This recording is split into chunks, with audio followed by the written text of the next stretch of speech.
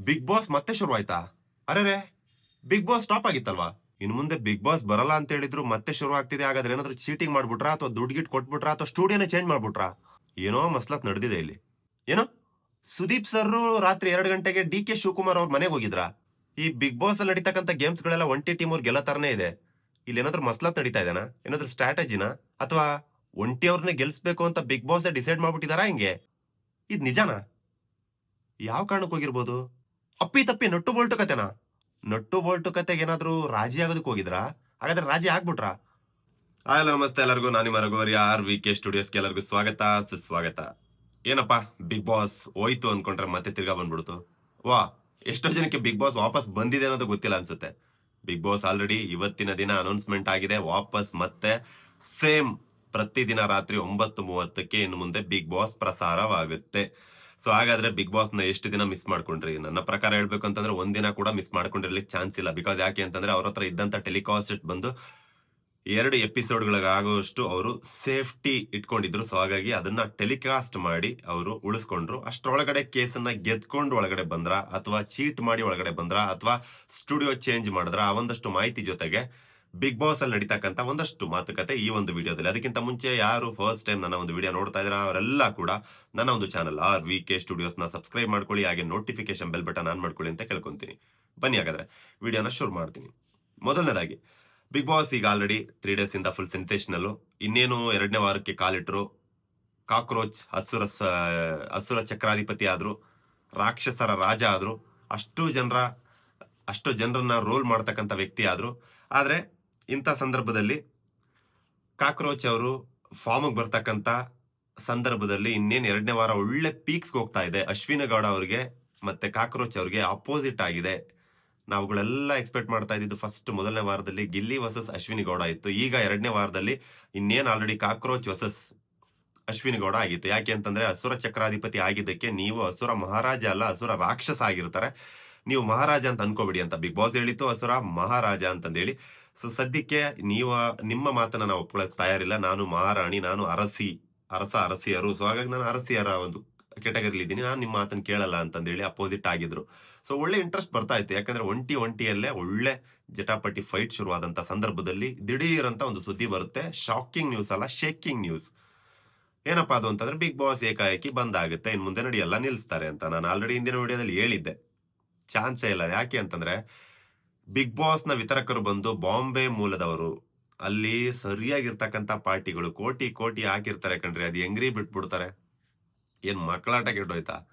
ಆ 1 ಕೋಟಿ 2 ಕೋಟಿ ಖರ್ಚು ಮಾಡೋ ಸಿನಿಮಾಗಳನ್ನೇ ಯಾರು ನಿಲ್ಸಲ್ಲ ಈ ಸಂದರ್ಭದಲ್ಲಿ.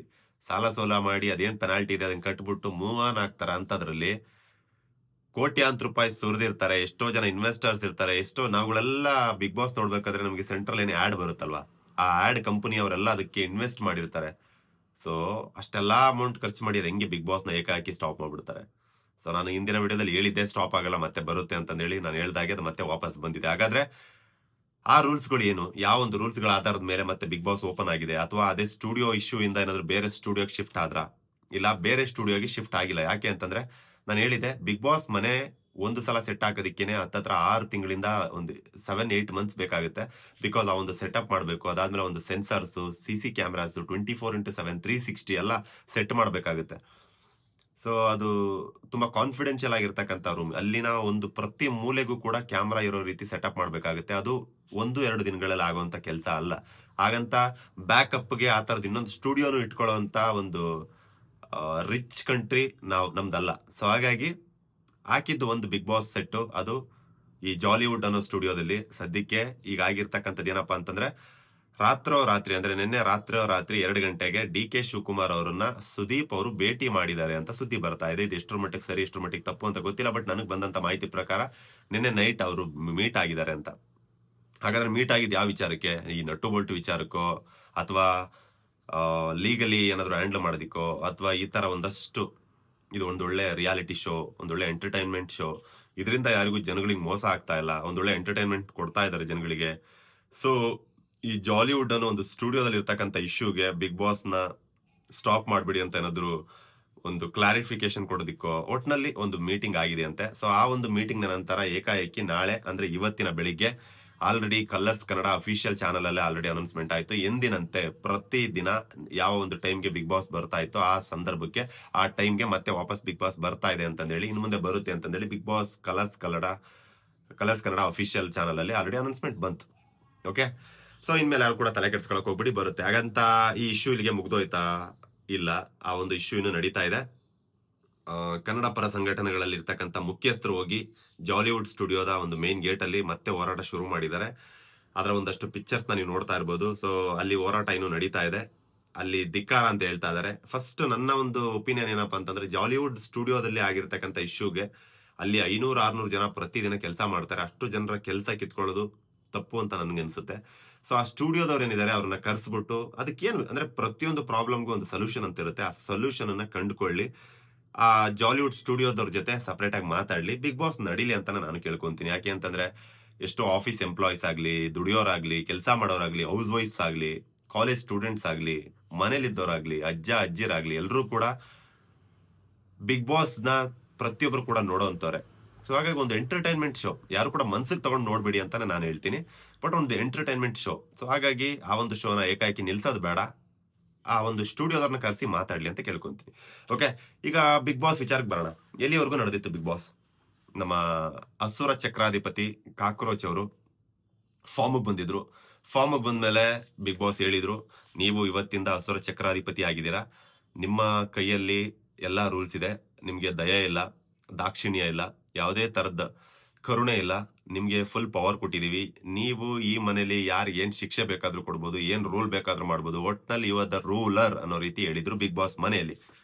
ಸೊ ಆ ಒಂದು ರೂಲ್ಸ್ ನ ಫಾಲೋ ಮಾಡ್ಬೇಕು. ಆ ಒಂದು ಅವ್ರು ಕೊಟ್ಟಂತ ಒಂದು ಪಟ್ಟ ಏನಿದೆ ಅದನ್ನ ತಲೆ ಮೇಲೆ ಹೊತ್ಕೊಂಡು ನಾನೀಗ ನಡ್ಸ್ಕೊಂಡು ಹೋಗ್ಬೇಕು ಈ ವಾರ ಅಂತಂದೇಳಿ ಕಾಕ್ರೋಚ್ ಅವರು ಆ ಒಂದು ಕ್ಯಾರೆಕ್ಟರ್ ಅಲ್ಲಿ ಇನ್ವಾಲ್ವ್ ಆಗಂತ ಸಂದರ್ಭದಲ್ಲಿ ಅದಕ್ಕೆ ಡ್ಯಾಶ್ ಉರ್ಕೊಂಡಂತ ಅಶ್ವಿನಿ ಗೌಡ ಅವರು, ನಾನು ಈ ಮನೆಯಲ್ಲಿ ಅರಸಿ ಆಗಿರ್ತೀನಿ, ಸೊ ನಾನು ಈ ಮಾತಿಗೆ ಒಪ್ಪೋದಿಲ್ಲ ಅಂತ ಹೇಳ್ತಾರೆ. ಸೊ ಅದನ್ನ ರಿಜೆಕ್ಟ್ ಮಾಡಿದಕ್ಕೆ ಯಾವ್ಯಾವ ತರದ್ದು ಪ್ರಾಬ್ಲಮ್ಸ್ಗಳನ್ನ ಅವ್ರು ಫೇಸ್ ಮಾಡ್ತಾರೆ ಅಂತಂದ್ರೆ, ಒಂಟಿಯಾಗಿ ಉಳ್ಕೊಂತಾರೆ. ಬಿಕಾಸ್ ಯಾಕೆ ಅಂತಂದ್ರೆ ಎಲ್ಲರೂ ಕೂಡ ಬಿಗ್ ಬಾಸ್ ಹೇಳ್ದಂತ ಮಾತನ್ನ ಕ್ಲಿಯರ್ ಆಗಿ ಕೇಳಿಸ್ಕೊಂಡಿದ್ರು. ಸೊ ಹಾಗಾಗಿ ಬಿಗ್ ಬಾಸ್ ಹೇಳಿದಂತ ಮಾತುಗಳನ್ನ ನಾವು ಕರೆಕ್ಟ್ ಆಗಿ ಕೇಳಿಸ್ಕೊಂಡಿದೀವಿ, ನಾವು ಬಿಗ್ ಬಾಸ್ ಹೇಳಿದ ರೂಲ್ಸ್ ನ ಫಾಲೋ ಮಾಡ್ತೀವಿ, ನಾವು ಇವತ್ತಿಂದ ಈ ವಾರ ಮುಗಿಯೋ ತನಕ ಕಾಕ್ರೋಚ್ ಅವ್ರಿಗೆ ರೆಸ್ಪೆಕ್ಟ್ ಮಾಡ್ತೀವಿ, ಅವ್ರು ಹೇಳಿದಂತ ಮಾತನ್ನ ಕೇಳ್ತೀವಿ ಅಂತ. ಸೊ ಫೈನಲಿ ಗಿಲ್ಲಿ ಆಮೇಲೆ ಕಾವ್ಯ ಕಾಮಿಡಿ ಮಾಡೋದಕ್ಕೆ ಹೋಗಿ ಕೂಡ ಕಾಕ್ರೋಚ್ ಕೈಲಿ ಪನಿಷ್ಮೆಂಟ್ ತಗೊಂಡ್ರು. ಅಶ್ವಿನಿ ಗೌಡ ಅಪೋಸಿಟ್ ಆದ್ರು. ಕೊನೆಗೆ ಎಷ್ಟರ ಮಟ್ಟಿಗೆ ಆಗೋಯ್ತು ಅಂತಂದ್ರೆ, ಇವರ ಬ್ಯಾಗ್ ಬಾಟಲ್ಗಳನ್ನೆಲ್ಲ ಬಚ್ಚಿಡೋ ರೇಂಜ್ಗೆ, ಚಪ್ಪಲಿ ಎಲ್ಲ ಬಚ್ಚಿಡೋ ರೇಂಜ್ಗೆ ಇವರ ಒಂದು ಟ್ರೀಟ್ಮೆಂಟ್ ಶುರು ಆಗೋಯ್ತು. ಸೊ ಒಟ್ನಲ್ಲಿ ಫೈನಲಿ ಇವರೊಬ್ಬರೇ ಇದ್ದಾರೆ ಅನ್ನೋ ಸಂದರ್ಭದಲ್ಲಿ, ಈಗ ನಾನು ಆಲ್ರೆಡಿ ಒಬ್ಬಳೇ ಆಗ್ಬಿಟ್ಟಿದ್ದೀನಿ ಅನ್ನೋ ಸಂದರ್ಭದಲ್ಲಿ ಅಶ್ವಿನಿ ಗೌಡ ಅವ್ರು ಮಾಡಿದಂತ ಕೆಲಸ ಏನ್ ಗೊತ್ತಾ? ಸ್ಲೋಲಿ ಒಬ್ಬೊಬ್ಬರನ್ನೇ ಎಡಿಟ್ ಮಾಡ್ಕೊಂಡಿದ್ದು ಈ ಸಿಂಪತಿ ವೇಲ್ ಹೋಗಿದ್ದು. ನನಗೆ ಹುಷಾರಿಲ್ಲ, ಕೆಮ್ತಾ ಇದ್ದೀನಿ, ನನಗೆ ಹುಷಾರಿಲ್ಲ ಅನ್ನೋ ಒಂದು ಪಾಯಿಂಟ್ ಇಟ್ಕೊಂಡು ಸ್ಲೋಲಿ ಆಕ್ಟ್ ಮಾಡ್ಕೊಂಡು ಬಂದ್ರು. ಬಹುಶಃ ನಮಗೆ ಯಾಕೆ ಆಕ್ಟ್ ಅಂತ ಹೇಳ್ತಾ ಇದೀನಿ ಅಂತಂದ್ರೆ, ಪರ್ಫಾರ್ಮೆನ್ಸ್ ಮಾತಾಡೋ ಸಂದರ್ಭದಲ್ಲೆಲ್ಲ ಕೂಡ ಇರೋ ಎನರ್ಜಿ ಒಂದು ಒಳ್ಳೆ ಸಂದರ್ಭದಲ್ಲೇ ಆ ಹುಷಾರಿಲ್ಲ ಅನ್ನೋ ಒಂದು ನೆಪ ಬರ್ತಾ ಇದೆ. ಸೊ ಹಾಗಾಗಿ ನನಗೆಲ್ಲೋ ಒಂದು ಕಡೆ ಆ ರೀತಿ ಅನಿಸ್ತಾ ಇದೆ. ಸೊ ಹಾಗಾಗಿ 3 ದಿನದಿಂದ ಹುಷಾರಿಲ್ಲ ಅಂದ್ರೆ ಅಲ್ಲಿ ಎಲ್ಲಾ ತರದ ಟ್ರೀಟ್ಮೆಂಟ್ಗಳು ಇರುತ್ತೆ ಬಿಗ್ ಬಾಸ್ ಮನೇಲಿ. ಎಮರ್ಜೆನ್ಸಿ ಟ್ರೀಟ್ಮೆಂಟ್ಸ್ ಕೊಡ್ತಾ ಇರ್ತಾರೆ, ಟ್ಯಾಬ್ಲೆಟ್ ಸಿಗ್ತಾ ಇರುತ್ತೆ. ಬಟ್ ಆದ್ರೂ ಕೂಡ ಈ ತರದ್ದು ಗೊತ್ತಿಲ್ಲ ನನಗೆ ಯಾಕೆ ಅಂತ. ಸೊ ಇದಾದ್ಮೇಲೆ ಈಗ ಇತ್ತೀಚೆಗೆ ಮೊನ್ನೆಯಿಂದ ಜಾನ್ವಿ ಅವರು ಕೂಡ ಅವರ ಒಂದು ಗುಂಪಿಗೆ ಸೇರ್ಕೊಂಡಿದ್ದಾರೆ. ಅವರ ಗುಂಪಿಗೆ ಸೇರ್ಕೊಂಡು ಒಂದೇ ದಿನದಲ್ಲೇ ಒಂದು ತೀರ್ಪನ್ನ ಕೊಡುವಂತ ಸಂದರ್ಭ ಬರುತ್ತೆ. ಏನಪ್ಪಾ ಅಂತಂದ್ರೆ, ಈ ಮನೆಯಿಂದ ಯಾರನ್ನ ಹೊರಗಡೆ ಹಾಕಕ್ಕೆ ಇಷ್ಟಪಡ್ತೀರಾ ಅಂತ ಕೇಳಿದ್ರೆ, ಕಾಕ್ರೋಚ್ ಸುಧೀರ್ ಅವರು ಫಸ್ಟ್ ಹೆಸರನ್ನ ತಗೊಂಡಿದ್ದು ಅಶ್ವಿನಿ ಗೌಡ ಅವರು ಅಂತ. ಯಾಕೆಂದ್ರೆ ನನ್ನ ರೂಲ್ಸ್ ಇವರು ಅಪೋಸ್ ಆಗ್ತಾ ಇದ್ದಾರೆ, ನನ್ನ ರೂಲ್ಸ್ ಅನ್ನ ಫಾಲೋ ಮಾಡಕ್ ಬಿಡ್ತಾ ಇಲ್ಲ, ಇವ್ರು ನನ್ನ ರೂಲ್ಸ್ ಅನ್ನ ಫಾಲೋ ಮಾಡ್ತಾ ಇಲ್ಲ, ನನ್ನ ಮಾತನ್ನ ಕೇಳ್ತಾ ಇಲ್ಲ ಅಂತ. ಸೊ ಅಶ್ವಿನಿ ಗೌಡ ಅವರ ಲಿಸ್ಟ್ ಅನ್ನ ಮಾಡ್ಕೊಂಡಿದ್ದಾರೆ. ಅದಾದ್ಮೇಲೆ ನೆಕ್ಸ್ಟ್ ಎಲ್ಲಾ ಕಂಟೆಸ್ಟೆಂಟ್ಸ್ ಬಂದು ಒಂದು ಜೋಡಿ, ಒಂದು ಒಂಟಿ, ಒಂದು ಜಂಟಿ, ಆ ಯಾರನ್ನ ಹೊರಗಡೆ ಕಳ್ಸಕ್ ಇಷ್ಟಪಡ್ತೀರಾ ಅನ್ನೋದ್ ರೀತಿ ವಾರದ ಅಂತ್ಯದಲ್ಲಿ ಯಾರನ್ನ ಹೊರಗಡೆ ಕಳ್ಸಕ್ ಇಷ್ಟಪಡ್ತೀರಾ ಅಂತಂದೇಳಿ ಒಂದು ನೋಟ್ ಮಾಡ್ಬೇಕಾಗಿರುತ್ತೆ. ಸೊ ಆ ಸಂದರ್ಭದಲ್ಲಿ ಮ್ಯಾಕ್ಸಿಮಮ್ ಓಟ್ ಬಿದ್ದಿರೋದು ಒಂಟಿ ತಂಡದಲ್ಲಿ ಜಾನ್ವಿ ಅವ್ರಿಗೆ ಬಿದ್ದಿದೆ. ಸೊ ಇನ್ನ ಜಂಟಿಯಲ್ಲಿ ನಮ್ಮ ಮಾಳು ಅವ್ರಿಗೆ ಬಿದ್ದಿದೆ. ಅಭಿಷೇಕ್ ಅವ್ರನ್ನು ಕೂಡ ಸ್ವಲ್ಪ ಚೂಸ್ ಮಾಡ್ಕೊಂಡ್ರು. ಹಾಗೆ ಧನುಷ್ ಅವ್ರನ್ನ ಕೂಡ ತಗೊಂಡಿದ್ದಾರೆ. ಆಮೇಲೆ ಧ್ರುವಂತ್ ಅವರ ಹೆಸರು ತುಂಬಾ ಬಂತು. ಬಟ್ ಈ ವಿಚಾರದಲ್ಲಿ ನನಗೆ ಬರ್ತಾ ಇರೋದು, ಅಶ್ವಿನಿ ಗೌಡ ಅವರು ಅಷ್ಟೊಂದೆಲ್ಲ ಎಗರಾಡ್ತಾ ಇದ್ದಾರೆ, ಆದ್ರೂ ಅಶ್ವಿನಿ ಗೌಡ ಅವ್ರ ಹೆಸರು ತಗೋತಾ ಇಲ್ಲ. ಇಲ್ಲೇನಾದ್ರು ಮಸ್ಲತ್ ನಡೀತಾ ಇದಾರೆ ಅಂತ ಗೊತ್ತಿಲ್ಲ. ಯಾಕೆಂದ್ರೆ ಅಶ್ವಿನಿ ಗೌಡ ಅವ್ರನ್ನ ನೋಡ್ತಾ ಇದ್ರೆ ಅಷ್ಟೂ ಜನ ಒಂದ್ ಕಡೆ ಆದ್ರೆ ಅಶ್ವಿನಿ ಗೌಡ ಅವ್ರು ಒಂದ್ ಕಡೆ ಇದ್ದಾರೆ. ಆದ್ರೆ ನಾಮಿನೇಷನ್ ಸಂದರ್ಭದಲ್ಲಿ ಒಬ್ಬರು ಕೂಡ ಅಶ್ವಿನಿ ಗೌಡ ಅವರ ಹೆಸರು ತಗೋತಾ ಇಲ್ಲ.